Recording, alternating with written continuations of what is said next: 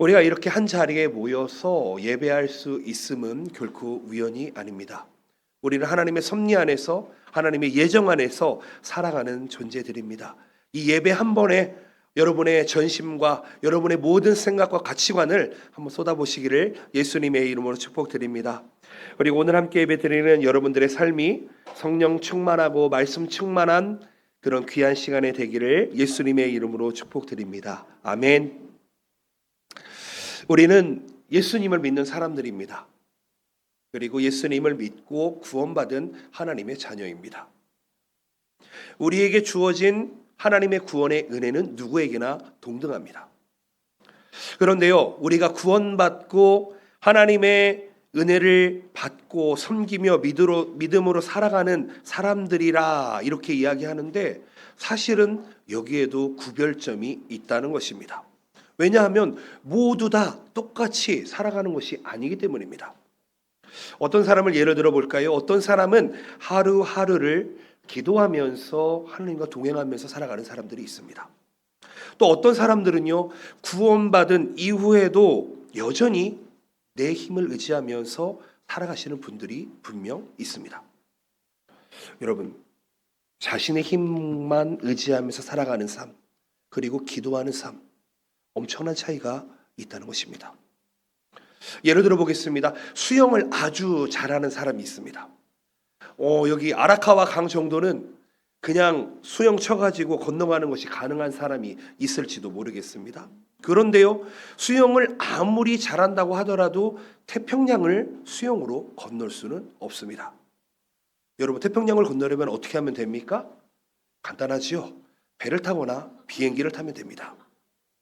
자기 실력이 너무나 출중하다 하더라도 태평양을 건너서 수영하며 건널 수 있는 사람은 없다는 것입니다. 이와 마찬가지입니다.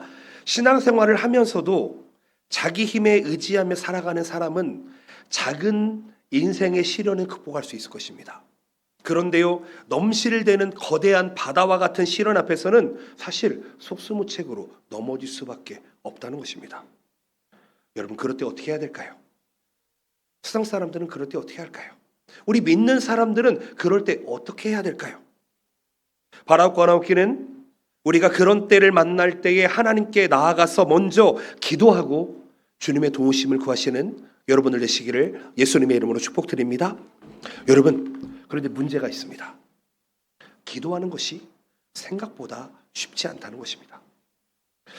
사실 신앙생활에 있어서 사실 기도 생활은 가장 어려운 일 중에 하나이지 않나 이런 생각을 해보게 됩니다.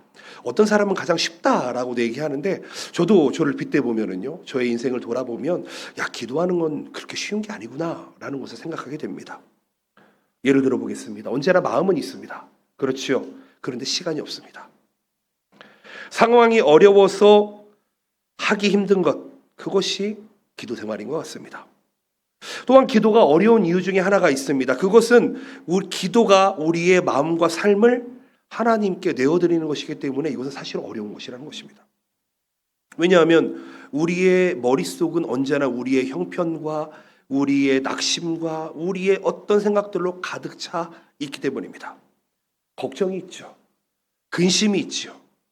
그리고 어떻게 하면 잘 살아볼까? 어떻게 하면 부자가 될까? 어떻게 하면 건강할까? 그리고 혹은 아직도 놓지 못하는 죄가 우리 안에 가득하게 있을 때도 있다는 것입니다. 그게 우리의 기도를 막고 있는 것이죠.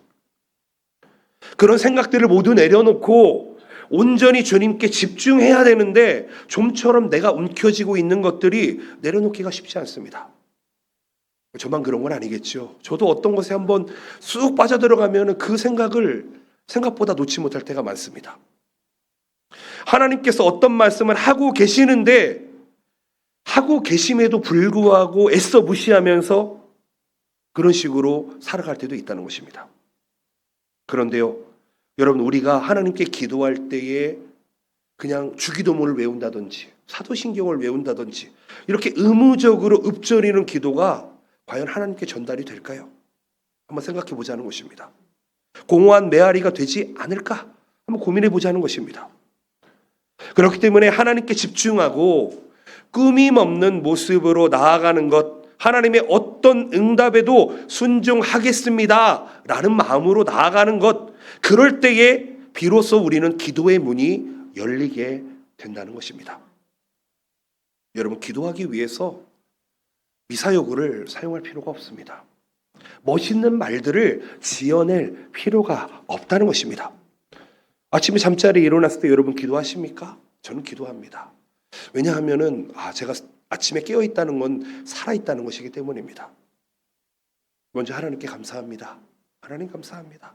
오늘 하루도 깨어났군요. 하나님께서 주신 사명이 분명히 저에게 있는 줄을 알고 오늘 하루 충성되게 살아가겠습니다 라고 기도를 합니다. 우리 하루를 마치고 일과를 마치고 잠자리에 누워서 하루 일을 돌아보면 낙심투성이입니다. 근심투성이입니다. 그럴 때는 주님, 주여, 이 탄식 섞인 한마디가 기도가 될 수 있다는 것입니다.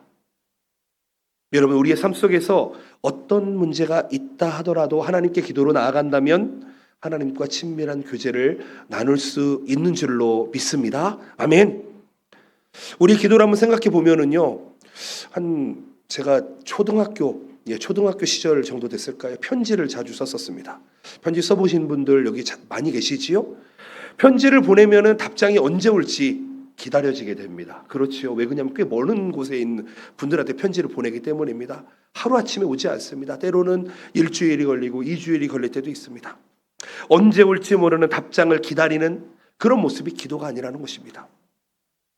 우리의 기도는요, 사실 하나님 앞에 이 카톡 대화창을 열어놓고 하나님, 저 이러이러합니다. 이러이러 어려움에 처해 있어. 하나님 도와주세요. 그럼 하나님이 바로 그때 응답해 주시는 줄로 믿습니다. 우리가 구원받았다고 하는 것은 하나님과 연결되었다는 것입니다. 하나님과 대화창이 연결이 되었다는 것입니다. 그런데 구원받아 하나님의 자녀가 되지 못한 자들에게는요, 하나님 앞에 카카오톡을 언제나 올려도 여러분 연결이 되어 있지 않기 때문에 거기에는 답이 없습니다.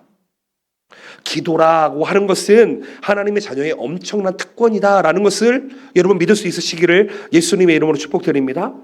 오늘 본문을 보시게 되면 느헤미야라는 단어의 뜻이 뭐라 그랬죠? 위로의, 하나님께서 위로하신다, 여호와 하나님께서 위로하신다는 뜻을 가졌다고 얘기했습니다. 근데 이 위로의 사람이었던 느헤미야가 이 기도의 특권을 오늘 누리고 있는 것을 볼 수 있습니다. 모든 일을 하나님 앞에서 감당해 나가는 기도의 사람이었다라는 것을 오늘 배워보기로 소망합니다. 여러분, 일반적으로 기도한다라고 생각을 하면은요, 어떤 사람들은 산속에 들어가가지고 몇 날 며칠을 세상과 담을 쌓고 기도하는 것을 생각하기도 합니다. 세상과 격리하면서 영적인 신비를 체험하기를 원하는 사람들이 하는 기도가 그런 기도라고 생각하는 사람들이 있습니다. 그게 신령한 기도라고 생각하는 사람들이 있습니다. 그런데요, 오늘 느헤미야를 보시게 되면 성경에 나타난 기도의 사람들의 특징은 이렇습니다. 치열한 자신의 삶의 현장 속에서 영적인 지혜와 통찰력을 가지고 그 역사의 현장을 지켰던 사람들이다. 아멘이십니까? 여러분, 산속에 들어가서 기도하는 것도 좋겠습니다. 그런데요, 자기에게 맡겨진 자리, 그 자리를 지켜나가면서 하나님 앞에 치열하게 기도하는 삶, 그것이 성경에 나타나 있는 기도의 사람의 특징이다, 이것입니다. 여러분, 이 느헤미야는요, 조국이 멸망하고 조국이 무너져 있다는 소식 앞에서 눈물로 기도했던 사람입니다. 그렇다면 우리도 그러한 기도가 회복되어야 되지 않나, 이런 생각을 해보는 것입니다. 여러분들의 삶은 만족할 만하십니까? 여러분들의 삶은 회복되어 있으십니까? 여러분들의 삶은 건강하십니까? 여러분들이 속한 공동체는 평안하십니까?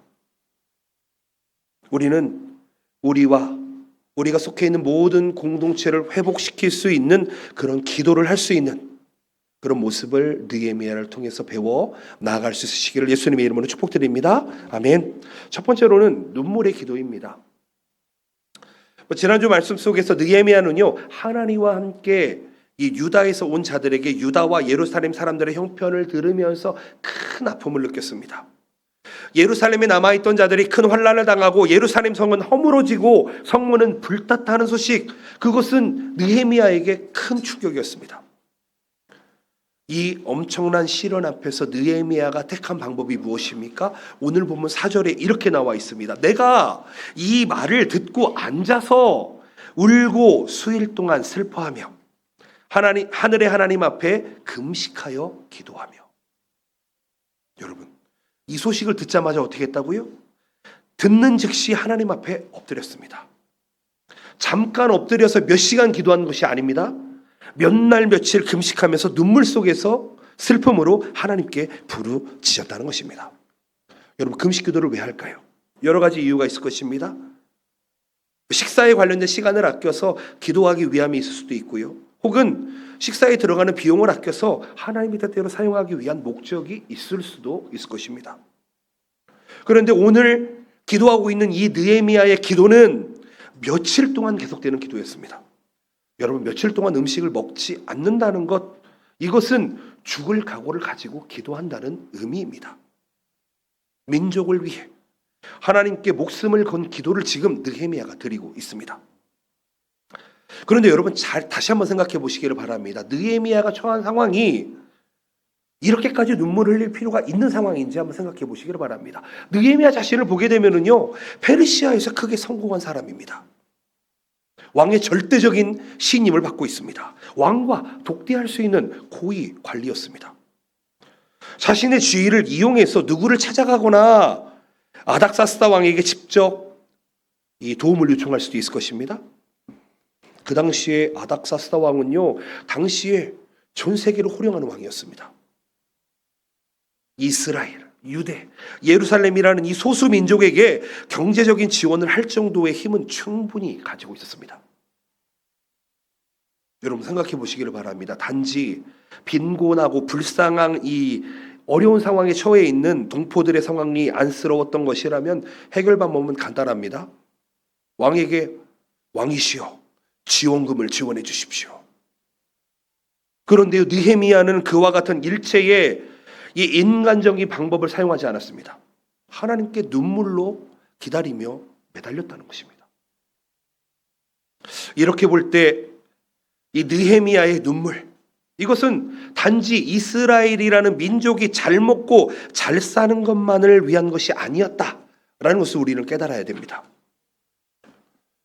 여러분, 느헤미야는 무엇 때문에 그렇게 간절히 기도했을까요? 그 기도의 내용이 본문에 나와 있는데요, 6절, 7절을 보시게 되면 이렇습니다. 이제 종이 주의 종들인 이스라엘 자손을 위하여 주야로 기도하오며 우리 이스라엘 자손이 주께 범죄한 자들을 자복하오니 주는 귀를 기울이시며 눈을 여시사 종의 기도를 들으시옵소서. 나와 내 아버지의 집이 범죄하여 주를 향하여 크게 악을 행하여 주께서 주의 종 모세에게 명령하신 계명과 율례와 규례를 지키지 아니하였나이다. 여러분, 느헤미야가 무엇을 위해 기도하고 있습니까? 이스라엘 자손이 주님께 범죄한 죄들을 자복하는 기도를 하고 있습니다.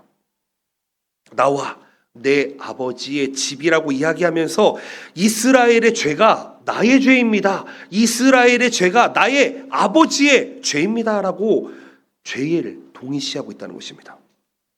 내 민족의 죄가 바로 나의 죄라고 고백하면서 통회하며 회개하는 기도를 드렸다는 것입니다. 여러분, 우리의 기도는 어떻습니까? 내 죄를 사하여 주시옵소서. 보통 여기에서 끝나지 않습니까? 하나님, 내 아내의, 내 남편의, 우리 가족의 죄를 사하여 주시옵소서. 더 나아가 우리 교회의 공동체의 죄를 사하여 주시옵소서. 우리 나라의 죄를 사하여 주시옵소서. 여러분, 이런 기도가 우리에게 있어야 하는 줄로 믿습니다. 여러분, 돈은 사람이 줄 수 있습니다. 그러나 죄 용서는 절대 사람이 줄 수 없다는 것입니다. 지금 당하고 있는 민족의 고통이 하나님을 떠나서 우상을 숭배한 죄의 결과임을 깨달아야만 합니다. 그래서 느헤미야는 하나님께서 죄를 사해 주시도록 기도하고 있습니다. 우리가 예배 시간에 앞서 예배에 들어가면 제일 처음 하는 기도가 무엇입니까? 바로 죄를 사하여 주십시오 라고 하는 기도입니다. 여러분, 우리가 신앙생활을 하다 보면은요, 나의 힘으로는 도저히 어찌해 볼 수 없는 죄의 심각성과 그 무기에 직면할 때가 있습니다. 사실 저는 오늘 아침에도 그런 생각을 해보게 됩니다. 나는 왜 이렇게 연약하지? 하나님의 말씀대로 살기를 소망하는데 내 마음은 왜 이렇게 쉽게 상처를 받고 낭망을 하지? 그럴 때마다 하나님 앞에 우리가 해야 될 게 무엇입니까? 바로 눈물의 기도, 자복의 기도, 참회의 기도가 되어야 하는 줄로 믿습니다. 우리가 기도함으로, 눈물로 하나님께 아뢰므로 영적인 감각이 살아나 죄에 민감해지게 된다면 우리는 하나님 앞에 바른 기도를 올려드릴 수 있는 줄로 믿습니다. 여러분, 기도할 때 눈물 흘려보신 적 있으십니까? 저는 매번 찬양하며 기도할 때에 희한하게 눈물이 참 자주 납니다. 하나님께 이렇게 기도한 적이 있습니다. 하나님, 제 눈에서 눈물이 마르지 않게 하여 주시옵소서. 여러분, 혹시 여러분은 어떠십니까? 눈물이 말라 계십니까? 아직도 눈물이 나고 계십니까? 여러분, 눈물이 사라졌다라고 하는 것은 우리 안에 감동이 사라졌다라고 하는 것과 별반 다르지가 않습니다. 기도를 하는데 풍성한 기도가 아니라 메마른 기도를 하고 있지는 않나 돌아보자는 것입니다. 우리가 영적으로 둔감해져 있지는 않는지 돌아보자는 것입니다. 예수님을 영접했다고는 하지만 말씀을 통해서 우리와 교제하시며 우리의 모든 죄악을 밝혀 바른 길로 인도하시는 하나님과 동행하지 못하면은요, 우리는, 우리의 신앙생활은, 우리의 기도생활은 계속 무뎌져 갈 수밖에 없습니다. 지금 이 시대가 눈물이 메마른 시대가 아닌지 한번 돌아보게 됩니다. 저는 한국 사람이기 때문에 한국 이야기를 할 수밖에 없는데요. 한국은 보게 되면 참 이 짧은 시간 안에 하나님의 은혜로 말미암아 경제적 번영을 누리게 되었습니다. 제가 어렸을 적 시절이랑 지금 시절을 비교해 보면은요, 정말 하늘과 땅 차이로 차이가 납니다. 그와 비례해서 교회가 더 성장하고 성숙해지고 좋아졌으면 참 좋겠는데, 교회 안에 요즘 금요기도회가 많이 사라진 거 아십니까? 철야 기도가 거의 사라졌습니다. 애통하는 마음으로, 간절한 마음으로 기도하는 교회가 사라지고 있다는 것입니다. 한번 생각해 보셨으면 좋겠습니다. 30년, 40년 전만 해도 교회에서 금요일 날 밤부터 토요일 날 오전까지 밤새도록 기도하는 교회가 한두 교회가 아니었습니다. 그렇지요? 그런데 지금은 어떻습니까? 오히려 형식적인 기도에, 눈물이 없는 기도에, 오히려 간절한 기도가 아니라, 외치는 기도가 아니라 읊조리는 기도, 침묵 기도, 이것들을 변해버리지는 않았는지 한번 돌아볼 수 있어야 됩니다. 교회는 세상에 비치고 소금의 역할을 감당해야 되는데 빛으로서의 역할, 소금으로서의 맛을 다 잃어버리지는 않았는지 돌아보아야 한다는 것입니다. 이런 앙케이트가 있었다고 합니다. 교회 다닌 지 얼마 안 되는 청년에게 교회는 어떤 곳일까요? 라고 질문했다고 합니다. 그랬더니 그 친구가 이렇게 얘기했다는 것입니다. 교회 이벤트 회사 아닌가요? 왜 그러냐면 앞에서 화려하게 행사를 얼마나 잘하는지 모릅니다. 찬양도 하고요, 뮤지컬도 하고, 뭐 또 보여주고 잘합니다.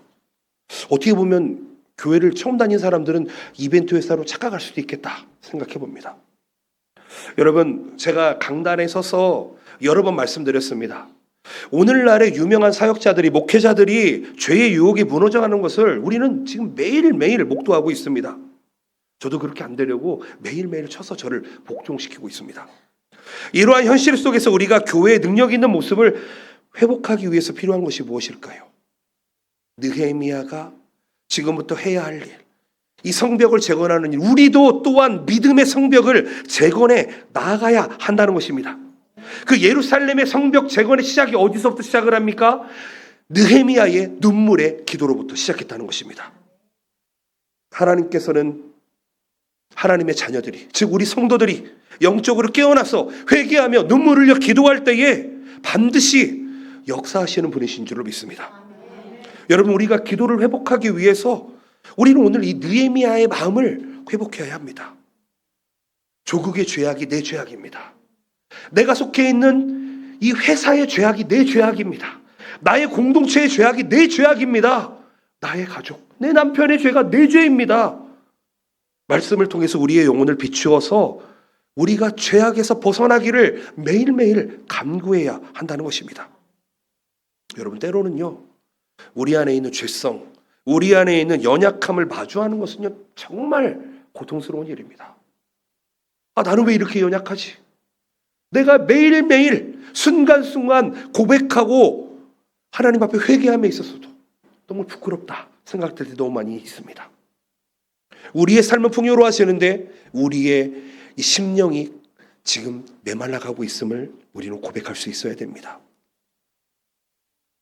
저는 바라고 함께는 우리 함께 예배드리시는 우리 모두 성도님들 기도의 사람으로서 눈물의 기도가 회복되시기를 예수님의 이름으로 축복드립니다. 이제는 말씀으로 돌아가야 합니다. 하나님께서 보여주시는 대로 우리의 영적 실상을 우리가 정확하게 판단하고 정확하게 하나님 앞에 올려드리면서 애통함과 회개의 눈물로 우리가 회복되기를 기도하며 나아갈 수 있어야 합니다. 하나님께서는 반드시 그런 눈물의 기도를 듣고 응답해 주실 줄로 믿습니다. 우리의 삶을 올려드리십시다. 여러분, 하나님 앞에서 가면 쓰지 맙시다. 하나님 앞에서 솔직해집시다. 내가 죄인입니다. 하나님, 저는 연약합니다. 하나님 없이는 살아갈 수가 없습니다. 이런 고백이 우리 입술에서 흘러나오며 눈물로써 나타나야 하는 줄로 믿습니다. 그것이 우리의 삶을, 우리의 가정을, 우리의 교회를 회복시켜 주실 줄로 믿습니다. 아멘. 두 번째로는요, 언약을 붙잡는 기도입니다. 느헤미야는 슬퍼함으로, 단식함으로, 금식함으로, 눈물로 기도함과 동시에 하나님의 언약을 붙들고 있다는 것입니다. 5절 말씀에 보시게 되면 이렇게 되어 있습니다. 이르되 하늘의 하나님 여호와의 크고 두려우신 하나님이여 주를 사랑하고 주의 계명을 지키는 자에게 언약을 지키시며 긍휼을 베푸시는 주여 간구하나이다. 느헤미야는요, 자신의 기도를 들어주시는 하나님이 어떤 분이신지를 정확하게 알고 있었습니다. 하나님은 어떤 분이시라고요? 언약을 지키시는 하나님, 긍휼을 베푸시는 하나님. 여러분, 이렇게 기도해 보시기를 바랍니다. 기도하실 때 하나님은 언약을 지키시는 분이십니다. 하나님은 긍휼을 베푸시는 분이십니다. 아멘. 아멘. 여러분, 이렇게 서두에 하나님께 먼저 선포하십시오. 기도하십시오. 이것이 기도의 시작이 되어야 되는 줄로 믿습니다. 여러분, 여기에 나와 있는 긍휼이라는 단어가 어떤 단어인지 아십니까? 제가 계속 설명드립니다. 산모가 태아를 품고 있는, 이 뱃속에 품고 있는 상태가 긍휼이라는 단어입니다. 긍휼을 베푼다는 건 무엇입니까? 하나님께서 우리를 하나님의 품 안에 품고 계시지 않습니까? 하나님 도와주십시오 라고 이야기하는 것입니다. 하나님의 계명을 지키는 자에게, 이스라엘 백성과 하나님 사이에 맺어진 이 계약을 지키는 자에게 하나님께서는 역사하시는 분이심을 기억하고 기도하시기를 바랍니다. 여러분, 그 계약이 언제 맺어졌지요? 모세가 이스라엘 백성들을 이끌어 애굽을 탈출하여 시내산에 머무를 때에 주어진 하나님의 말씀입니다. 율법입니다. 출애굽기 19장 5절 말씀에 이렇게 되어 있습니다. 세계가 다 내게 속하였나니 너희가 내 말을 잘 듣고 내 언약을 지키면 너희는 모든 민족 중에서 내 소유가 되겠고. 하나님 말씀입니다. 하나님 말씀. 너희가 내게 대하여 제사장 나라가 되며 거룩한 백성이 되리라. 이게 뭐라고요? 약속이라는 것입니다. 이게 약속이라는 거예요. 언약이라는 거예요. 여러분, 성경에 나타나 있는 언약은 그냥 지켜도 되고 안 지켜도 되고 이런 약속이 아닙니다. 하나님이 이스라엘 백성과 언약을 맺으실 때 그것은 공적인 법으로서의 효력을 가지고 있습니다. 이스라엘 백성이 이 세상과 타협하지 않고 구별되어서 하나님께서 모세를 통해서 가르쳐 주신 율법을 잘 지키면, 즉 무엇입니까? 하나님을 사랑하고 순종하면 하나님은 이스라엘의 하나님이 되시고 이스라엘은 하나님의 백성이 된다. 이게 뭐라고요? 약속이라고요. 언약이라고요. 이 계약은 이스라엘 백성들만 지키는 것이 아니라 하나님도 지키시는 쌍방의무가 있는 계약이라는 것입니다. 여러분, 하나님의 자녀가 되셨다면 이걸 믿으시기를 바랍니다. 하나님은 하나님의 백성을 지켜줄 수밖에 없는 분이십니다. 아멘이십니까? 느헤미야는요, 민족의 비극적인 소식을 접하자마자 바로 무릎 꿇고 이스라엘이 시내산에서 맺었던 하나님의 언약을 떠올렸습니다. 자, 여기서 돋보이는 게 무엇입니까? 바로 이 느헤미야라고 하는 이 사람의 통찰력입니다. 영적인 통찰력입니다. 여러분, 이스라엘 백성들이 멸망하게 된 이유가 무엇입니까?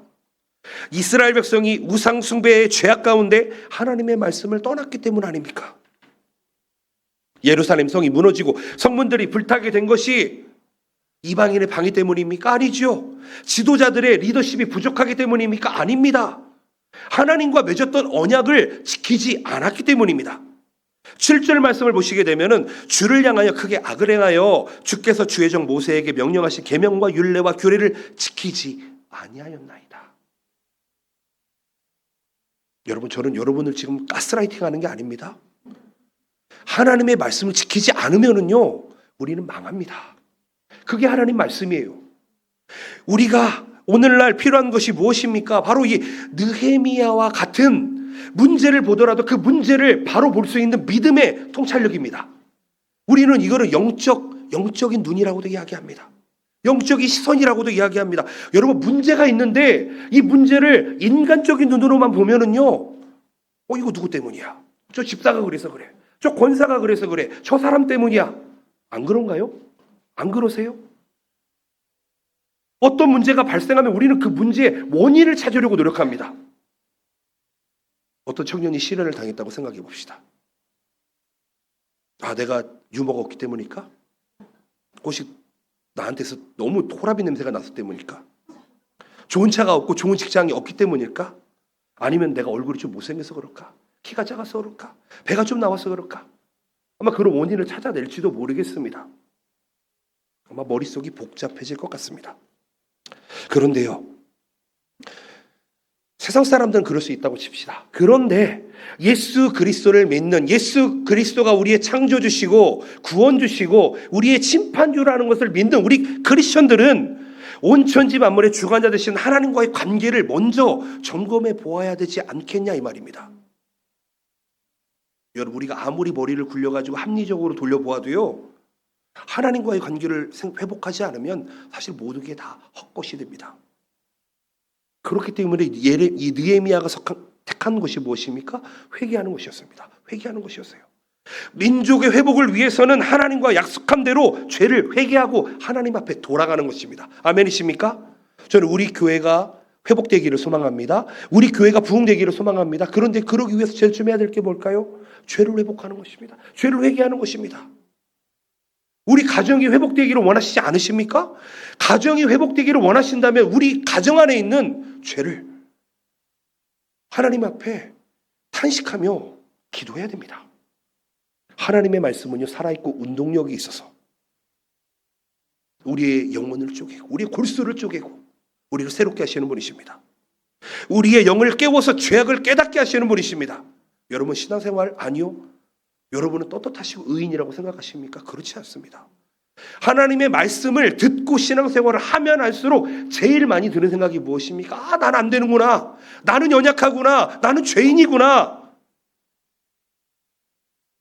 그런데 예수 그리스도의 그 십자가의 보혈, 그것을 믿음으로 말미암아 주어지는 그 칭의, 그것을 통해서 우리가 살아갈 수 있다는 것입니다. 하나님의 말씀은 우리를 변화시킬 수 있는 줄로 믿습니다. 그런데요, 이스라엘은요, 우상 숭배에 빠져 있었습니다. 하나님의 말씀과는 정반대로 살아갑니다.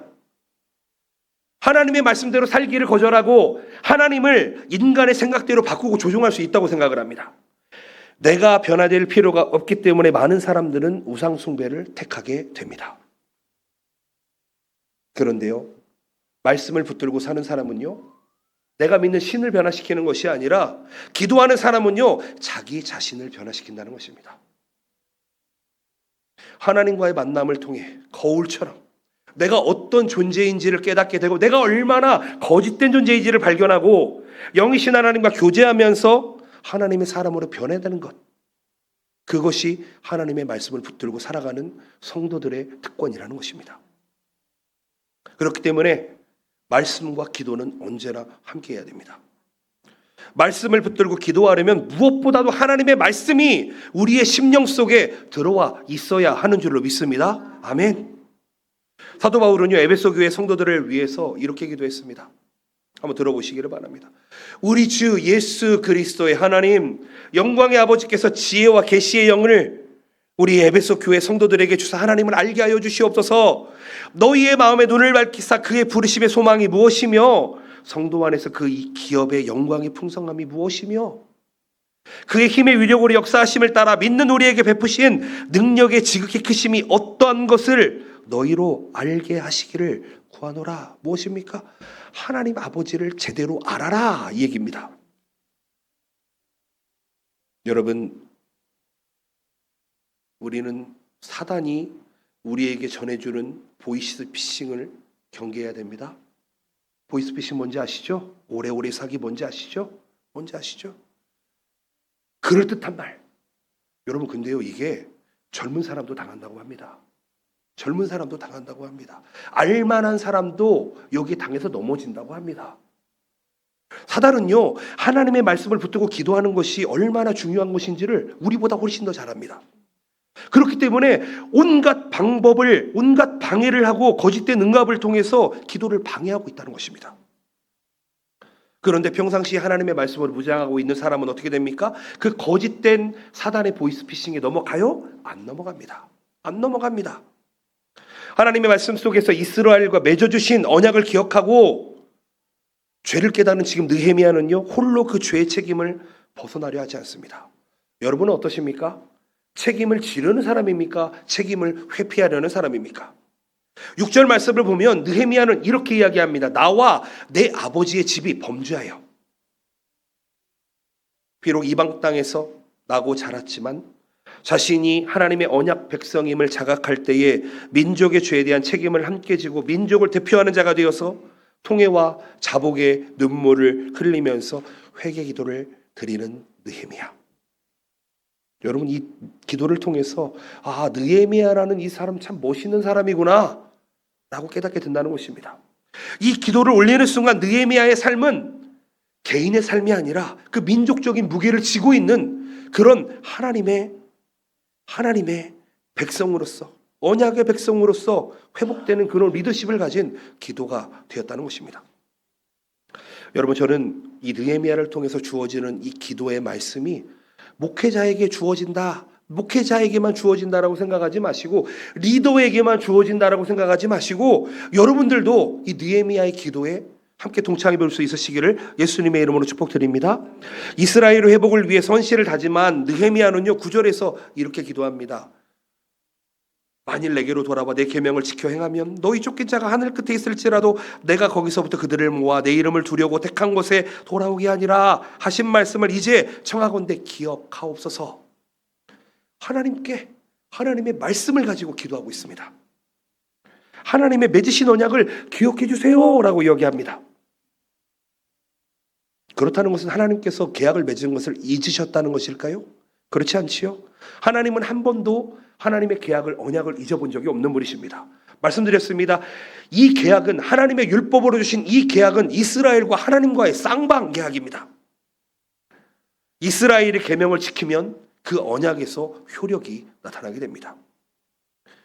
이렇게 이야기하는 것입니다. 이스라엘이 언약을 지키겠사오니 하나님께서 언약대로 행하실 것을 믿습니다 라고 이야기하는 것입니다.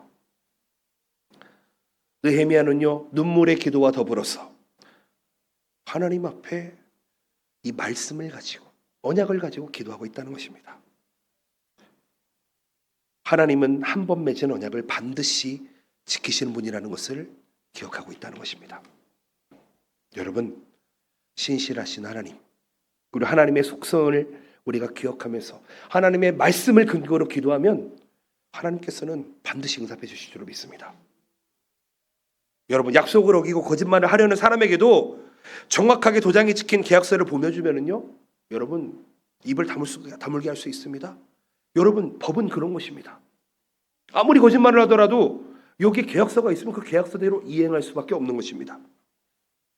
하나님은 신실하신 하나님이십니다. 우리와의 언약을 지키시는 미쁘신 하나님이십니다. 이런 기도 많이 하잖아요. 저도 많이 했던 것 같습니다. 여러분, 주님의 약속의 말씀을 가지고 기도한다라는, 구체적으로 예를 들어볼까요? 이럴 것 같습니다. 하나님, 주 예수를 믿으라. 그리하면 너와 내 집이 구원을 얻으리라 말씀하셨지요. 하나님, 저 지금 예수님을 믿습니다. 예수님을 믿습니다. 예수님을 구주로 영접했습니다. 이제 저를 구원하여 주시고 이제는 우리 가정을 구원하여 주시옵소서. 믿습니다. 여러분, 이런 기도를 할 수 있으려면 먼저 전제돼야 되는 조건이 있습니다. 하나님의 말씀이 1.1획도 변개되지 않는 하나님의 언약임을 믿어야 된다는 것입니다. 또한 믿는 자로서 가정 안에서, 여러분, 기도는 열심히 하면서 맨날 집에 가면 남편과 싸우고 아내와 싸우고 부모 형제자매와 싸우고 아들과 부딪힌다면 여러분, 그것은 기도한 게 아닙니다. 하나의 미랄이 되어서 우리의 가정을 위해서 내가 썩어 없어지겠습니다. 이런 다짐으로 기도하지 않으면 사실은 그 기도에는 응답이 없을 것 같습니다. 그런데 내가 하나님 앞에 하나님의 말씀을 듣고 썩어지겠습니다. 이런 믿음의 기도에는 하나님이 반드시 응답해 주시는 줄로 믿습니다. 여러분, 우리는 믿는 자로서 썩어졌을 때에 30배, 60배, 100배 열매가 맺어진다는 것입니다. 말씀을 정리해 보겠습니다. 오늘 느헤미야는요, 하나님 앞에 눈물로써 회개하며 기도했습니다.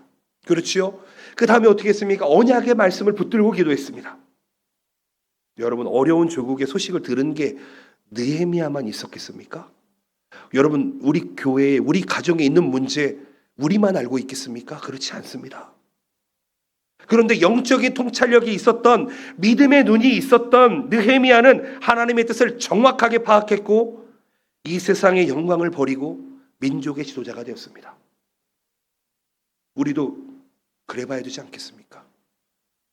나 자신을 하나님 앞에 내어드리고 하나님의 미랄로 썩어질 때에, 눈물의 기도로 나아갈 때, 하나님의 언약을 붙들고 나아갈 때에 느헤미야를 통해서 성벽이 재건되었던 것처럼, 황폐한 예루살렘이 다시 회복된 것처럼, 우리가 믿음의 눈을 들어서 우리의 삶, 우리의 가정과 우리의 교회를 바라볼 때 우리 안에 폐허가 되어버린 것 같은 그런 벽이 있음을 우리는 바라볼 수 있어야 되는 줄로 믿습니다. 제가 계속 말씀드립니다. 여러분, 문제는 누구나 봅니다. 그 문제를 어떻게 해결해야 될지 고민만 하지 마시고 함께 기도해 보시길 바랍니다. 왜 이렇게 되어버렸는지 누구를 탓하고 손가락질하는 것이 아니라, 여러분, 우리가 누군가를 손가락질하는 것은요, 누워서 침 뱉기와 다르지 않습니다. 남자 화장실에 보면은요, 그런 문구가 써 있습니다. 야, 보이는 성도를 사랑할 수 없는데 어떻게 보이지 않는 하나님을 사랑할 수 있겠어? 여러분, 우리가 성도를 사랑하지 못하는 것은요, 그것은 큰 죄입니다. 우리가 성도를 미워하는 것은요, 큰 죄입니다. 왠지 아십니까? 그 성도 또한 하나님의 형상대로 만들어졌기 때문입니다. 하나님의 형상을 부정하는 것입니다. 그것은 믿음이 아닙니다. 저는 이 느헤미야서를 통해서 우리 동경복음교회가 회복되기를 소망합니다. 우리 이 느헤미야서를 통해서 우리 가정이 회복되기를 소망합니다. 우리 직장이 회복되기를 소망합니다. 우리의 각자 개개인이 회복되시기를 예수님의 이름으로 축복드립니다. 그러기 위해서 하나님께서 지금 눈물로 기도하는 자를 찾으십니다. 언약을 붙들고 기도하는 자를 찾으십니다. 그 기도를 통해서 우리의 무너져버린 삶을 하나님께서는 세워주시기를 원하신다는 것입니다. 아멘. 여러분, 영적인 눈을 들어보시길 바랍니다. 믿음의 눈을 들어보시기를 바랍니다. 영적인 분별력을 가지시기를 예수님의 이름으로 축복드립니다. 여러분, 모르시겠으면 구하십시오. 하나님, 영적인 세계를 경험하고 싶습니다. 깨닫게 하여 주시옵소서. 하나님을 경험하고 싶습니다. 도와주시옵소서. 하나님은 반드시 응답해 주시는 줄로 믿습니다. 하나님, 그런 자를 오늘도 찾고 계시고 여러분들이 그런 한 분 한 분 되시기를 예수 그리스도의 이름으로 축복드립니다. 아멘. 기도하시겠습니다.